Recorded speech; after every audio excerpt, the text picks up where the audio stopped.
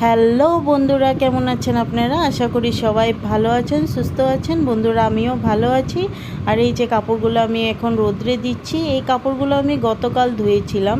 তো গতকাল একটু লেট করে ধুয়েছিলাম, তো ধোয়ার পরে বিকাল দিকে আবার বৃষ্টি এসে পড়েছিল। তারপর কাপড়গুলো ভালো করে শুকায় নাই, আমি এইভাবেই রেখে দিয়েছিলাম, একটা চেয়ারে দলা করে রেখে দিয়েছিলাম। তো এখন তো ভালো রৌদ্র উঠেছে আজকে, তো সেই জন্য প্রথমে আমি কাপড়গুলো মেলে দিচ্ছি। আর আজ বন্ধুরা বিশুদ্ধবার, আজ অনেক অনেক অনেক কাজ, আমি কি বলবো, বলে শেষ করতে পারবো না। মানে করতে করতে বিশুদ্ধবারে হেরান হয়ে যাই, কিন্তু কাজ আর শেষ হয় না। তবে কাপড়গুলো রোদ্রে দিয়ে আমি একের পরে এক কাজ করতেই থাকবো। আর আপনারা আমার সঙ্গে থাকুন, দেখতে থাকুন ব্লগটা আমি কি করি সারাদিন।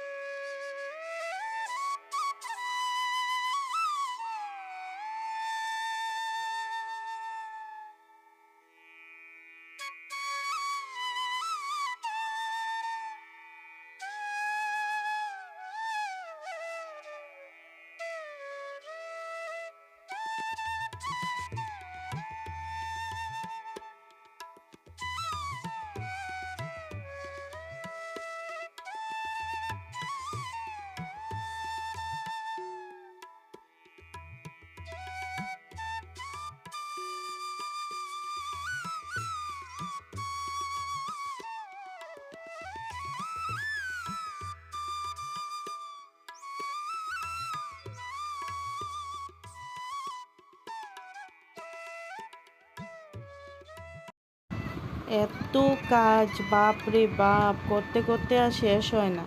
আধা কাজ শেষ হয়েছে, আরও আধার থেকে বেশি বাকি আছে। আমার মাথা পুরো একদম গরম হয়ে গিয়েছে, এত কাজ।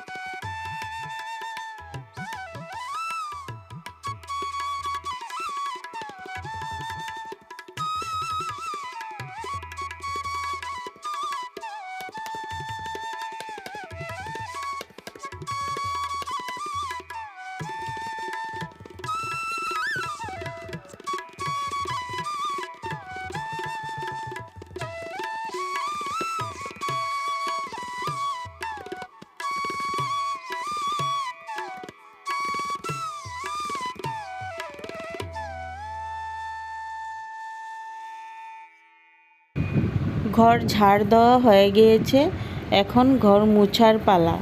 ঘর মুছতে প্রায় 20 মিনিট লাগবে। তারপর আমি রান্না বসিয়ে দিব। আজ তো বরলি মাছ রেখেছিলাম, তো বরলি মাছগুলো ভালো করে পরিষ্কার করে আমি ফ্রিজে রেখে দিয়েছি। আজ বরলি মাছ দিয়ে ভাপা করব। যেমন আমরা ইলিশ মাছের ভাপা করি, ওইভাবেই বরলি মাছের ভাপা করব।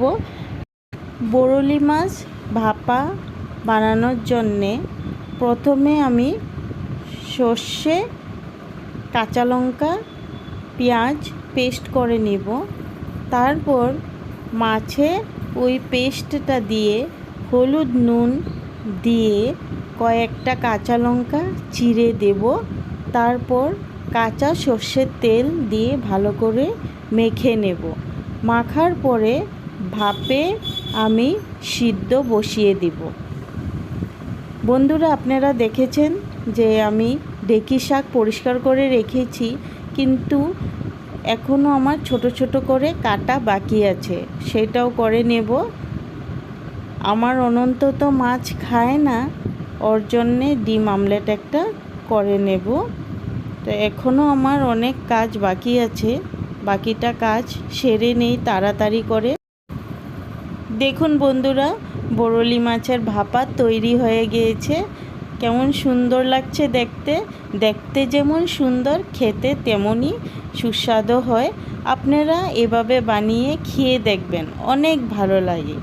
আর ঢেঁকি শাক করেছি, ঢেঁকি শাক শুকনো লঙ্কা পাঁচফোড়ন দিয়ে সিম্পলভাবে করেছি। আর আমার অনন্তর জন্যে একটা ডিম আমলেট করেছি। আর ভাত বসিয়ে দিয়েছি, ভাত হচ্ছে। তবে বিদায় নিচ্ছি আজকের জন্যে। ভালো থাকুন, সুস্থ থাকুন, টাটা।